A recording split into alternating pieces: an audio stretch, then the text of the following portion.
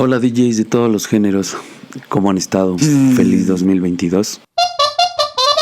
Sé que me he tardado en hacer video desde el año pasado, pero bueno, hubo muchas fiestas, hubo mucho trabajo y además me dio COVID y a mis familiares y así. Pero bueno, ya estamos mejor.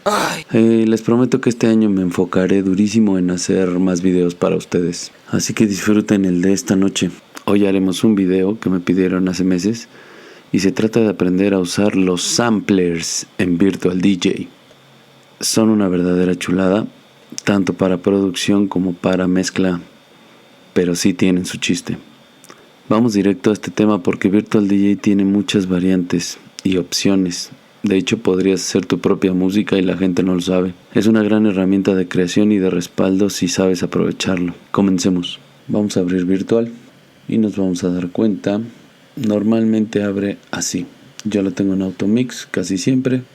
Y vamos a trabajar específicamente con esta ventana debajo del lado derecho.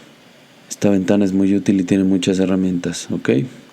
Esta es la carátula que yo ocupo normalmente. ¿Por qué la uso? Porque es la que mayor información tiene y mayor manipulación siento yo que tiene. A mí me es muy útil. Prefiero aquí trabajar.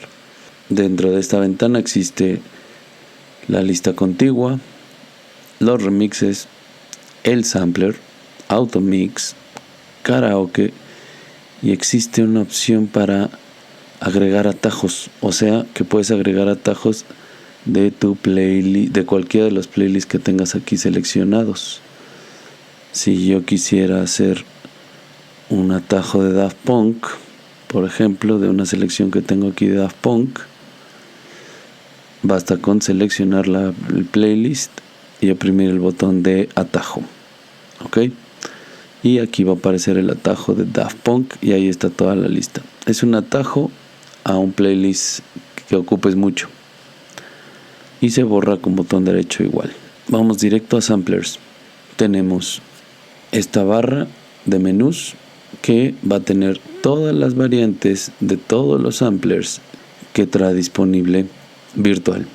Audio Effects como tal, vamos a empezar con esa. Side View Trigger Path. Estos son los modos de vista.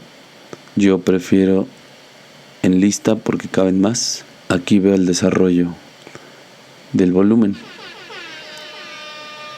Ok.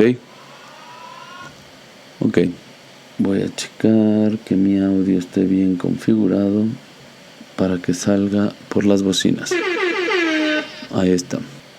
Contamos con la barra de efectos, o sea que, ¿qué quiere decir esto? Que estos efectos pueden aplicar directo a nuestros audios de sampleo. Aquí tenemos toda la lista de efectos para escoger y se activa oprimiendo sobre el espacio del efecto. Por eso se pone en gris. ¿Y qué pasa? Que cuando lo suenas, ahí está el eco. Ahí está el eco. Porcentaje del efecto, controles del efecto como tal y el volumen. Aquí vas a ver tu lista.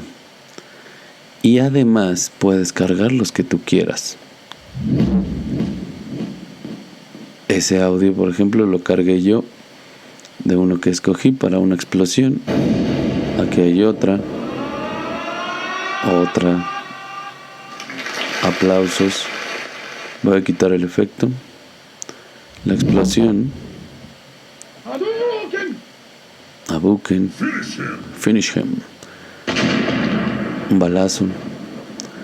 Todos estos efectos son para jugar en vivo con el trackpad, con los hotkeys que trae pues los equipos, depende de qué equipo tengas. Pues bueno, yo traje la gasolina y Sónico solo le prende el fuego. Y ahora tú dices que gano con... Pero como puedes ver son una chulada. De hecho en las batallas de rap los ocupan mucho.